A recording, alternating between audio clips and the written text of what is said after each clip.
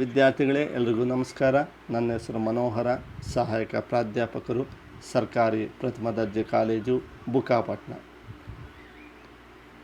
BA ವಿದ್ಯಾರ್ಥಿಗಳು ಅಧ್ಯಯನ ಮಾಡುವಂತಹ methods and techniques of social research ಪತ್ರಿಕೆಗೆ ಸಂಬಂಧಿಸಿದಂತೆ 4ನೇ ಅಧ್ಯಾಯ ರಿಸರ್ಚ್ ಡಿಸೈನ್ ಅಥವಾ ಸಂಶೋಧನಾ ವಿನ್ಯಾಸಕ್ಕೆ ಸಂಬಂಧಪಟ್ಟಂತೆ ಕಳೆದ ತರಗತಿಯಲ್ಲಿ ನಾವು ಸಂಶೋಧನಾ ವಿನ್ಯಾಸದ ಅರ್ಥ ಮತ್ತು ವ್ಯಾಖ್ಯೆಗಳು ಹಾಗೂ ಸಂಶೋಧನಾ ವಿನ್ಯಾಸ ಯಾಕೆ ರಚನೆ ಮಾಡಬೇಕು ಅನ್ನುವುದರ ಬಗ್ಗೆ ತಿಳ್ಕೊಂಡಿದ್ದೀವಿ. ಇವತ್ತಿನ ತರಗತಿಯಲ್ಲಿ ಅದರ ಮುಂದುವರೆದ ಭಾಗವಾಗಿ ಒಂದು ಉತ್ತಮ ಸಂಶೋಧನಾ ವಿನ್ಯಾಸ ಏನೆಲ್ಲ ಗುಣಲಕ್ಷಣಗಳನ್ನು ಹೊಂದಿರ್ತದೆ ಅನ್ನುವುದನ್ನು ತಿಳ್ಕೊಳ್ಳೋ ಪ್ರಯತ್ನ ಮಾಡೋಣ. Characteristics of good research design. Proper research design sets your study up for success. ಒಂದು ಉತ್ತಮವಾಗಿರ್ತಕ್ಕಂತಹ ಸಂಶೋಧನಾ ವಿನ್ಯಾಸ ಅನ್ನುವಂಥದ್ದು ಸಂಶೋಧನೆಯ ಒಂದು ಯಶಸ್ಸನ್ನು ನಿರ್ಧಾರ ಮಾಡ್ತದೆ ಅಂತ ಹೇಳಬಹುದು. ಈ ಸಂಶೋಧನಾ ವಿನ್ಯಾಸ ಅನ್ನುವಂಥದ್ದು ಯಾರು ಬೇಕಾದರೂ ಹೆಂಗೆ ಬೇಕಾದರೂ ತಯಾರು ಮಾಡೋದಕ್ಕಾಗೋದಿಲ್ಲ. ಈ ಸಂಶೋಧನಾ ವಿನ್ಯಾಸವನ್ನು ತಯಾರು ಮಾಡಬೇಕಾದರೆ ಸಂಶೋಧನೆಗೆ ಒಂದು ವಿಶೇಷವಾಗಿರ್ತಕ್ಕಂಥ ಸ್ಕಿಲ್, ಕಲೆ ಬೇಕಾಗ್ತದೆ. ಯಾಕಂದರೆ ಹಲವಾರು ಸಂದರ್ಭದಲ್ಲಿ ಸಂಶೋಧನಾ ವಿನ್ಯಾಸ ರಚನೆ ಮಾಡಿ ಸಂಶೋಧನೆ ಮಾಡಿದ್ರೂ ಕೂಡ ಕೆಲವು ಸಂದರ್ಭದಲ್ಲಿ ಅದು ಉತ್ತಮವಾಗಿಲ್ಲದೇ ಇದ್ದರೂ ಕೂಡ ಸಂಶೋಧನೆ ವಿಫಲ ಆಗ್ತಕ್ಕಂಥದ್ದು, ಅಪಯಶಸ್ಸು ಕಾಣ್ತಕ್ಕಂಥದ್ದು ನಾವು ನೋಡ್ತೀವಿ.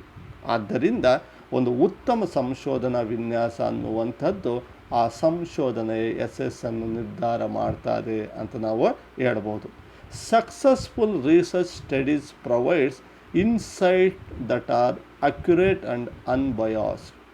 ಒಂದು ಉತ್ತಮವಾಗಿರ್ತಕ್ಕಂಥ ಸಂಶೋಧನಾ ಅಧ್ಯಯನವು ಯಾವುದೇ ರೀತಿಯಾಗಿರ್ತಕ್ಕಂಥ ಪೂರ್ವಗ್ರಹಗಳಿಗೆ ಒಳಗಾಗದೆ ನಿಖರತೆಯಾಗಿ ಇರ್ತದೆ ಅನ್ನುವಂತಹ ಒಂದು ಒಳನೋಟವನ್ನು ನೀಡ್ತಾ ಹೋಗ್ತದೆ.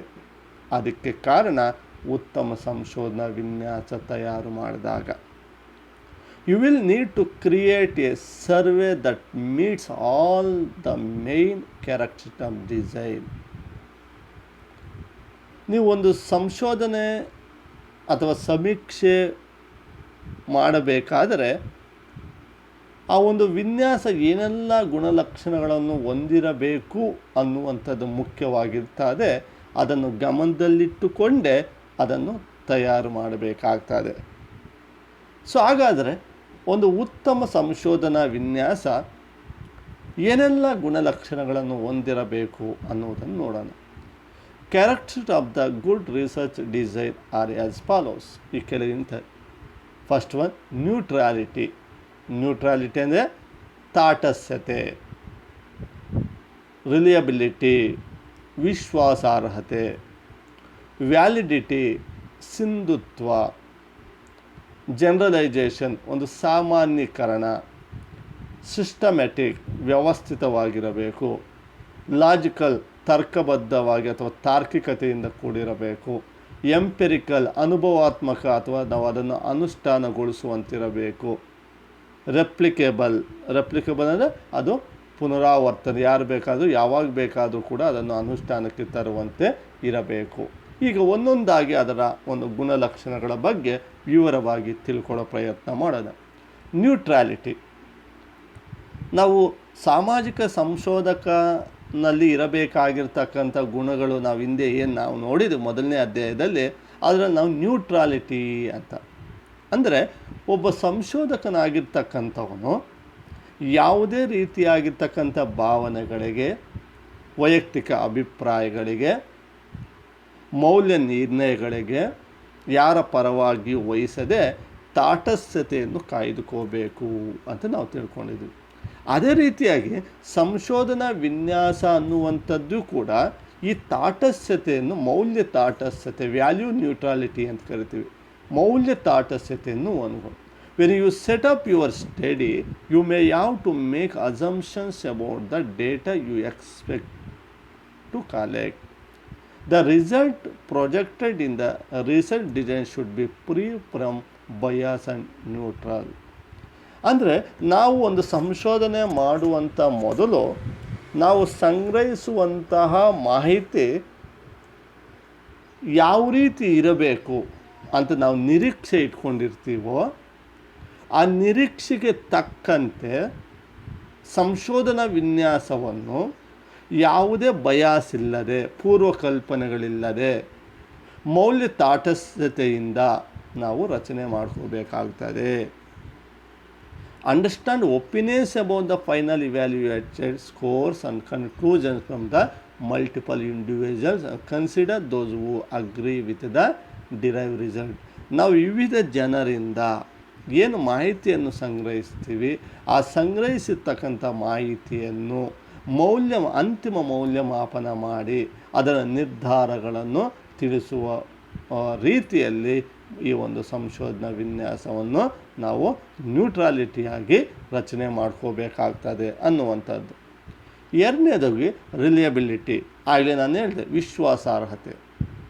ನಾವು ಸಂಶೋಧನೆ ಮಾಡಿದ ಮೇಲೆ ನಾವು ಮಾಡಿರ್ತಕ್ಕಂಥ ಸಂಶೋಧನೆಯ ಮೇಲೆ ಜನರಿಗೆ, ಸಮಾಜಕ್ಕೆ, ಸಂಬಂಧಪಟ್ಟವರಿಗೆ ಒಂದು ವಿಶ್ವಾಸಾರ್ಹತೆ ಬರಬೇಕು. ಹೌದಪ್ಪ, ಈ ಸಂಶೋಧನೆ ಅವರು ಒಳ್ಳೆಯ ವಿಧಾನಗಳನ್ನು ಬಳಕೆ ಮಾಡಿಕೊಂಡು ಮಾಡಿದ್ದಾರೆ, ಅವರು ಮಾಡಿರ್ತಕ್ಕಂಥ ಔಟ್ಕಮ್ ಏನಿದೆ, ಸಂಶೋಧನೆ ಬಂದಂಥ ಔಟ್ಕಮ್ಮು ನಂಬಬಹುದಾಗಿದೆ ಅನ್ನೋ ಬರಬೇಕು.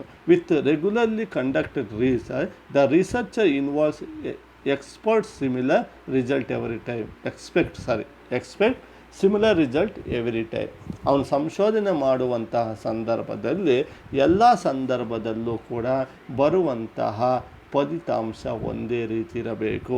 ಇವತ್ತೊಂದು ಫಲಿತಾಂಶ, ನಾಳೆ ಒಂದು ಫಲಿತಾಂಶ ಬಂದಾಗ ಅದರ ಮೇಲೆ ಜನರಿಗೆ ನಂಬಿಕೆ ಇಲ್ಲ. ಅವನು ಬಳಕೆ ಮಾಡಿರ್ತಕ್ಕಂಥ ವಿಧಾನಗಳಲ್ಲಿ ಎಲ್ಲೋ ಸಮಸ್ಯೆ ಇದೆ ಅನ್ನುವಂಥ ಭಾವನೆ ಉಂಟಾಗ್ತದೆ. ಆದ್ದರಿಂದ ರಿಸರ್ಚ್ ಡಿಸೈನ್ ಮಾಡುವಾಗ ಆತನು ಆ ಎಲ್ಲ ವಿಧಾನಗಳು, ತಂತ್ರಗಳನ್ನು ಬಳಕೆ ಮಾಡಬೇಕು ಅನ್ನುವುದನ್ನು ನಿರ್ಧಾರ ಮಾಡೋದರಿಂದ ಅದು ವಿಶ್ವಾಸಾರ್ಹತೆಯಿಂದ ಕೂಡಿರಬೇಕಾಗ್ತದೆ. Your design should indicate how to form research question to ensure the standard of result. ಅಂದರೆ ಮಾಹಿತಿ ಸಂಗ್ರಹಿಸುವಂಥ ಸಂದರ್ಭದಲ್ಲಿ ಪ್ರಮುಖ ಮೂಲವಾಗಿರ್ತಕ್ಕಂಥ ಪ್ರಶ್ನಾವಳಿ ಅಥವಾ ಪ್ರಶ್ನೆಗಳ ಪಟ್ಟಿ ಯಾವ ರೀತಿಯಾಗಿ ಉತ್ತಮ ಗುಣಮಟ್ಟದಿಂದ ತಯಾರು ಮಾಡಬೇಕು ಅನ್ನುವಂಥದ್ದು. You will only be able to reach the expects result if your design is reliable. ನಮ್ಮ ಈ ಒಂದು ಸಂಶೋಧನಾ ಇದು ರಿಲೇಬಲ್, ಅತ್ಯಂತ ವಿಶ್ವಾಸಾರ್ಹತೆಯಿಂದ ಕೂಡಿದ್ದಾಗ ಮಾತ್ರ ನಾವು ಅಂದ್ಕೊಂಡಿರ್ತಕ್ಕಂಥ ಗೋಲನ್ನು ರೀಚ್ ಮಾಡೋದಕ್ಕೆ ಸಾಧ್ಯ ಆಗ್ತದೆ ಅಂತ ನಾವು ಹೇಳಬಹುದು. ಮೂರನೇದಾಗಿ ವ್ಯಾಲಿಡಿಟಿ ಅಂದ್ರೇನು?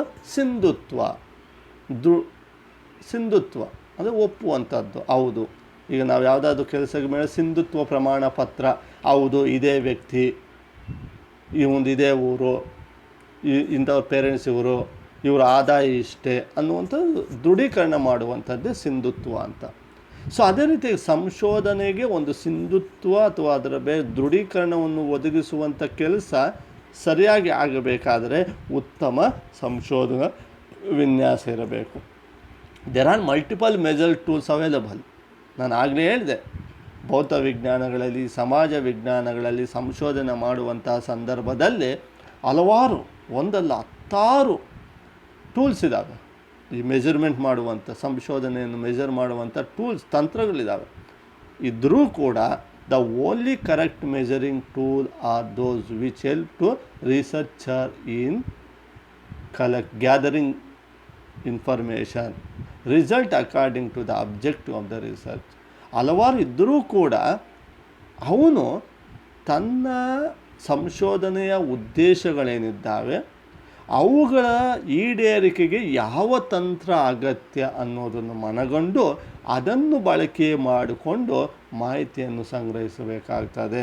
The questionnaire develop from this design will then be valid. ಈ ಒಂದು ಉದ್ದೇಶಗಳನ್ನು ಗಮನದಲ್ಲಿಟ್ಟುಕೊಂಡು ಪ್ರಶ್ನಾವಳಿಯನ್ನು ತಯಾರು ಮಾಡಿದಾಗ ಅವನು ಅಂದ್ಕೊಂಡಿರ್ತಕ್ಕಂಥದ್ದು ಸಾಧನೆ ಮಾಡೋದಕ್ಕೆ ಸಾಧ್ಯ. ಇವೆಲ್ಲ ಯಾವಾಗ ಸಾಧ್ಯ ಆಗ್ತದೆ? ಅದು ಉತ್ತಮ ಸಂಶೋಧನಾ ವಿನ್ಯಾಸ ಆತನು ತಯಾರಿಸ್ಕೊಂಡಿದ್ದಾಗ ಮಾತ್ರ ಅಂತ ನಾವು ಹೇಳಬಹುದು. ಇನ್ನು generalization, the outcome of your design should apply a population and not just a restricted sample.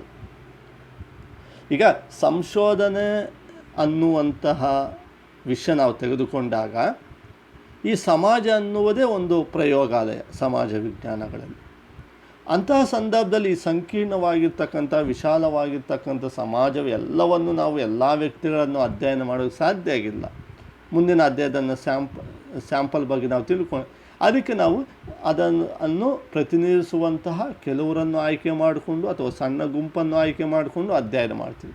ಆದರೆ ಆ ಗುಂಪಿನ ಅಧ್ಯಯನದಿಂದ ಬಂದಂಥ ಮಾಹಿತಿ ಏನಿದೆ, ಫಲಿತಾಂಶ ಏನಿದೆ, ಅದು ಇಡೀ ಸಮುದಾಯಕ್ಕೆ ಒಟ್ಟು ಸಂಖ್ಯೆಗೆ ಅದು ಅನ್ವಯಿಸುವಂತಿರಬೇಕಾಗ್ತದೆ, ಜನರಲೈಸ್ ಆಗಬೇಕಾಗ್ತದೆ. ಒಂದು ವೇಳೆ ಜನರಲೈಸ್ ಆಗದೆ ಅವನು ನಿರ್ದಿಷ್ಟ ಗುಂಪಿಗಚ್ಚ ಸೀಮಿತವಾಗಿದ್ದರೆ ಅದು ಉತ್ತಮ ಸಂಶೋಧನಾ ವಿನ್ಯಾಸ ಅಂತ ಅನಿಸ್ಕೊಳ್ಳೋದಿಲ್ಲ. A generalize design implies that your survey can be the conducted on any part of population with similar accuracy. ಇಷ್ಟೇ ಅಕ್ಯುರೇಸಿಯಾಗಿ ಮಾಡೋದಕ್ಕೆ ಸಾಧ್ಯವಾಗಬೇಕಾಗ್ತದೆ. ಇದನ್ನು ನಾವು ನೋಡೋದಾದರೆ, ಇತ್ತೀಚೆಗೆ ಭಾರತದಲ್ಲಿ 5 ರಾಜ್ಯಗಳ ಚುನಾವಣೆ ನಡೀತು. ಅದರಲ್ಲಿ ದೊಡ್ಡ ರಾಜ್ಯ ವೆಸ್ಟ್ ಬೆಂಗಾಲಲ್ಲಿ ನಡೀತು.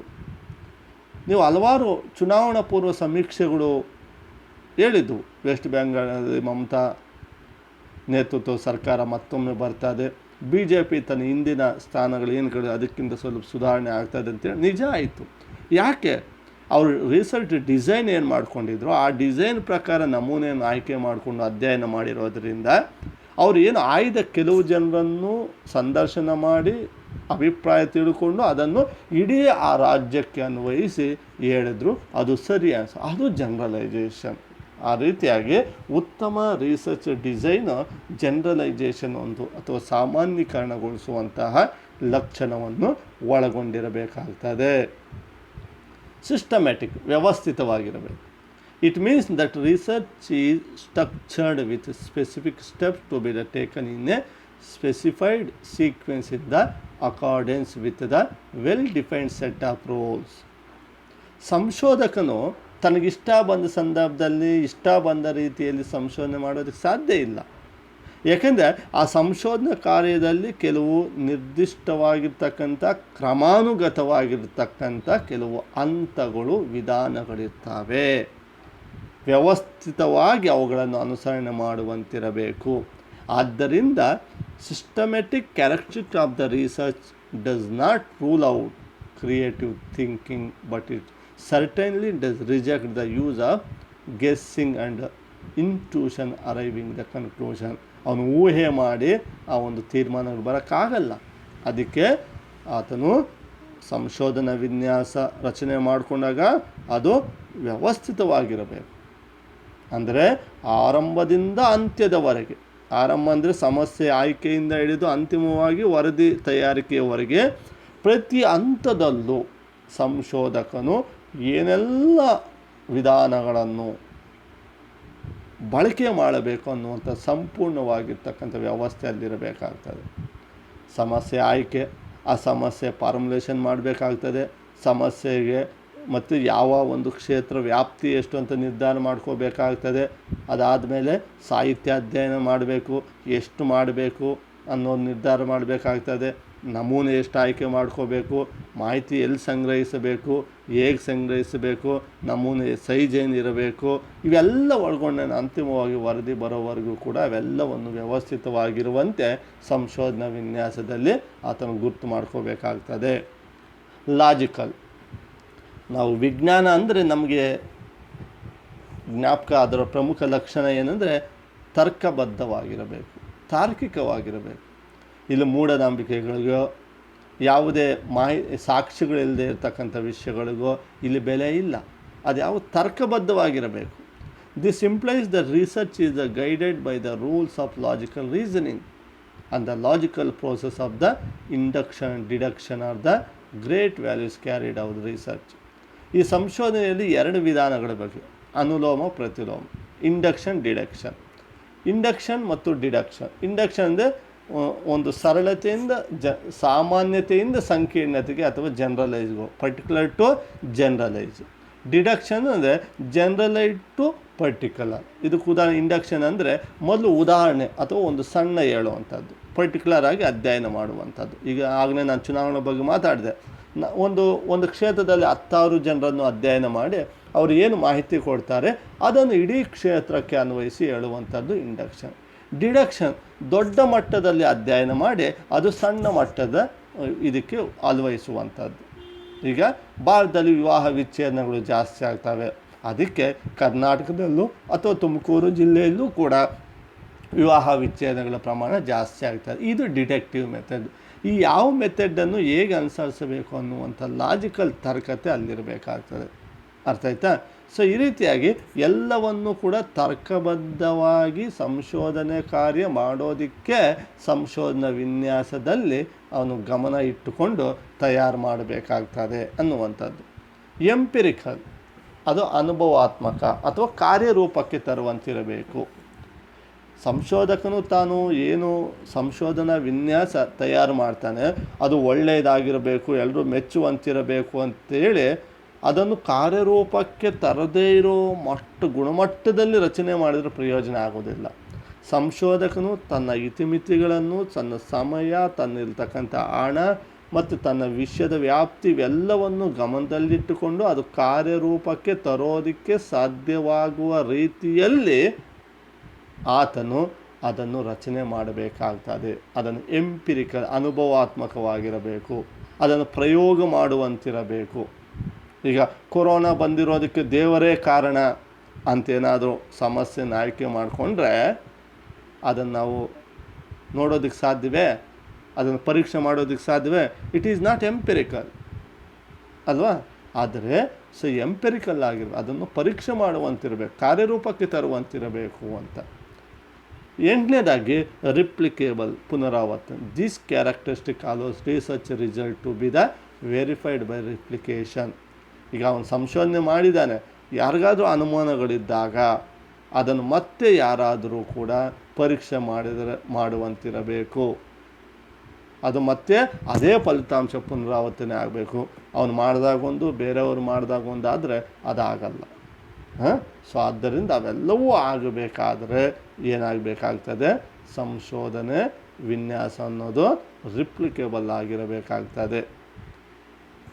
ಸೊ ಪ್ರೀತಿಯ ವಿದ್ಯಾರ್ಥಿಗಳೇ, ಸೊ ನಾವು ಈ ತರಗತಿಯಲ್ಲಿ ಒಂದು ಸಂಶೋಧನಾ ವಿನ್ಯಾಸ ಯಾವ ರೀತಿಯಾಗಿರ್ತಕ್ಕಂತಹ ಉತ್ತಮ ಲಕ್ಷಣಗಳನ್ನು ಹೊಂದಿರಬೇಕು ಅನ್ನೋದರ ಬಗ್ಗೆ ನಾವು ತಿಳ್ಕೊಂಡ್ವಿ. ಮತ್ತೊಮ್ಮೆ ಅದರ ಬಗ್ಗೆ ತಮ್ಮ ಗಮನ ಸೆಳೆಯೋದಕ್ಕೆ ಪ್ರಯತ್ನ ಪಡ್ತೀನಿ. ಒಂದು ಉತ್ತಮ ಸಂಶೋಧನಾ ವಿನ್ಯಾಸ ಅಂದರೆ ಕೆಲವಾರು ಒಳ್ಳೆಯ ಗುಣಲಕ್ಷಣ ಒಳಗೊಂಡಿರ್ಬೇಕು. ಯಾಕೆಂದರೆ ಇದು ಒಂದು ಕಲೆ. ಯಾರು ಬೇಕಂದ್ರೆ ರಚನೆ ಮಾಡಬೇಕಾಗಲ್ಲ. ಹೆಂಗೆ ಬೇಕಂದ್ರೆ ಹಂಗೆ ರಚನೆ ಮಾಡಿದ್ರೆ ಸಂಶೋಧನಾ ಕಾರ್ಯವೇ ಕೂಡ ಯಶಸ್ಸಾಗೋದಕ್ಕೆ ಸಾಧ್ಯ ಆಗೋದಿಲ್ಲ. ಆದ್ದರಿಂದ ಅದೆಲ್ಲವನ್ನು ಗಮನದಲ್ಲಿಟ್ಕೊಂಡು ಸಂಶೋಧನಾ ಗುರಿ ಉದ್ದೇಶ ಗಮನದಲ್ಲಿಟ್ಕೊಂಡು ಒಳ್ಳೆಯ ಸಂಶೋಧನಾ ವಿನ್ಯಾಸ ರಚನೆ ಮಾಡಬೇಕು. ಅದೇನೆಲ್ಲ ಲಕ್ಷಣ ಅಂದ್ಕೊಂಡಿರಬೇಕಂದ್ರೆ ಮೊದಲನೇದಾಗಿ ನ್ಯೂಟ್ರಾಲಿಟಿ, ವ್ಯಾಲ್ಯೂ ನ್ಯೂಟ್ರಾಲಿಟಿ ಆಗಿರಬೇಕು. ಎರಡನೇದಾಗಿ ರಿಲೇಬಿಲಿಟಿ ಅಂದರೆ ವಿಶ್ವಾಸಾರ್ಹತೆಯಿಂದ ಕೂಡಿರಬೇಕು. ಮೂರನೇದು ವ್ಯಾಲಿಡಿಟಿ ಅಥವಾ ಸಿಂಧುತ್ವವನ್ನು ಒಳಗೊಂಡಿರಬೇಕು. ನಾಲ್ಕನೇದಾಗಿ ಜನರಲೈಸೇಷನ್ ಅಥವಾ ಸಾಮಾನ್ಯೀಕರಣ ಮಾಡುವಂತಿರಬೇಕು. ಸಿಸ್ಟಮ್ಯಾಟಿಕ್ ವ್ಯವಸ್ಥಿತವಾಗಿ ಕ್ರಮಾನುಗತವಾಗಿರಬೇಕಾಗ್ತದೆ. ಲಾಜಿಕ್ ತರ್ಕಬದ್ಧವಾಗಿರಬೇಕಾಗ್ತದೆ. ಎಂಪಿರಿಕಲ್ ಆಗಿರಬೇಕಾಗ್ತದೆ ಮತ್ತು ರಿಪ್ಲಿಕೇಬಲ್ ಆಗಿರ್ತದೆ. ಇವಿಷ್ಟು ಉತ್ತಮ ಸಂಶೋಧನಾ ವಿನ್ಯಾಸದ ಒಂದು ಗುಣಲಕ್ಷಣಗಳಂತ ಹೇಳ್ತಾ ತಮಗೆ ಅರ್ಥ ಆಗಿದೆ ಅಂತ ಭಾವಿಸ್ತಾ ಇಲ್ಲಿಗೆ ನನ್ನ ಈ ಒಂದು ಸೆಷನ್ನನ್ನು ಮುಕ್ತಾಯ ಮಾಡ್ತಾಯಿದ್ದೀನಿ. ಎಲ್ರಿಗೂ ನಮಸ್ಕಾರಗಳು.